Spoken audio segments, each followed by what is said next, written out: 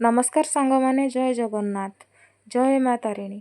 आज सकाळु सकाळु आज आम माँ तारिणी को दर्शन पाई जाइथिलु। बाटरे देखंतु केते मनोरम दृश्य, केते सुंदर सुंदर पहाड़ पर्वत घेरा ए केन्दुझर जिला को आम जाइथिलु। सकाळु आज माँकर डोरी लागिथिला।